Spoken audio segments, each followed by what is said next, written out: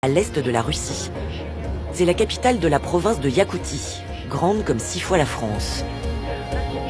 Mais Yakoutsk est surtout connue pour être la ville la plus froide du monde. Une cité construite au beau milieu des steppes de Sibérie, sur une ancienne terre de goulag. Là où la température moyenne en hiver est de moins 42 degrés et où les records ont déjà dépassé les moins 60. L'absence d'eau courante est fréquente hors du centre-ville. Pour pallier ce manque, Nikolai stocke des blocs de glace dans son jardin, un peu comme on empile des bûches de bois. Il les a découpés à l'automne dans une rivière gelée, suffisamment pour tenir tout l'hiver. Une fois la glace fondue, l'eau sert à la toilette ou encore à faire la vaisselle.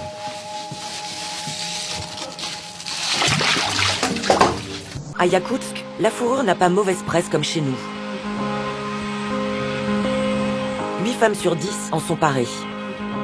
Quant à moi, malgré mes bottes et ma chapka, je comprends vite qu'avec ce froid, les sorties ne peuvent durer bien longtemps.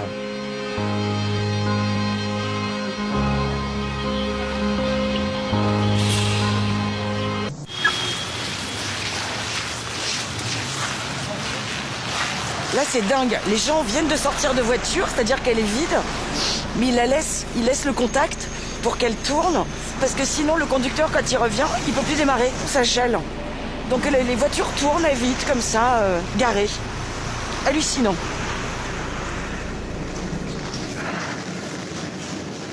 Qu'est-ce que c'est ça?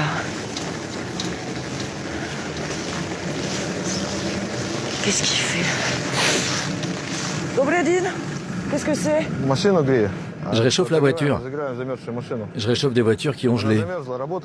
Elle est tombée en panne à cause du pot d'échappement qui a gelé. Le gaz n'avait nulle part où aller et elle est tombée en panne. D'accord. Et alors, Ça arrive souvent sur beaucoup de voitures. Vous avez sûrement vu des stalactites sur les tuyaux d'échappement. Là, on envoie de l'air chaud par en dessous. montrez-moi. Oh, il y a carrément... Ah oui, il y a carrément oh là là, une couverture. Mais alors, vous êtes en ville. Mais si moi, je tombe en panne à l'extérieur de Yakoutsk, en pleine campagne, il se passe quoi? C'est la mort assurée.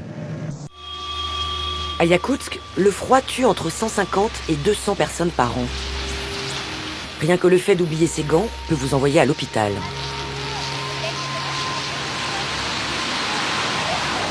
Je me demande comment on peut se faire à cette vie où le danger est présent dès qu'on met le pied dehors.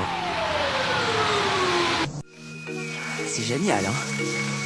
C'est génial. J'ai l'impression étrange d'être dans un congélateur à ciel ouvert, dans lequel les poissons seraient alignés comme des baguettes de pain.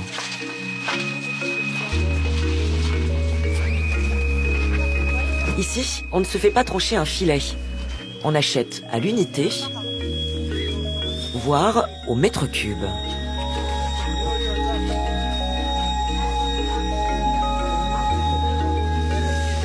Au moins ici, personne ne peut se plaindre de la fraîcheur des produits. Qu'est-ce que c'est ça? Oh, des lapins.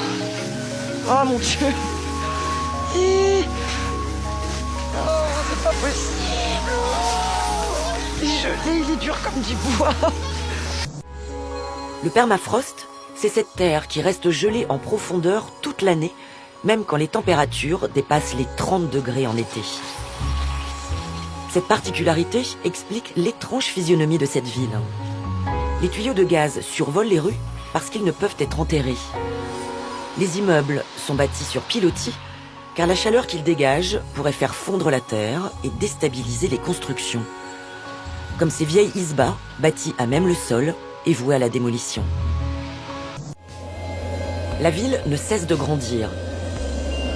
De nouveaux immeubles sortent de terre à chaque coin de rue. Des logements modernes, avec chauffage central et eau courante, même en hiver.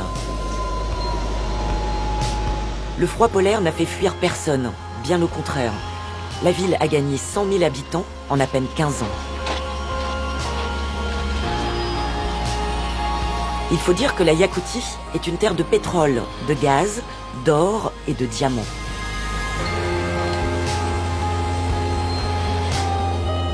On dit d'ailleurs ici qu'en survolant la Iakoutie un jour d'hiver, Dieu eut les mains gelées et qu'il laissa échapper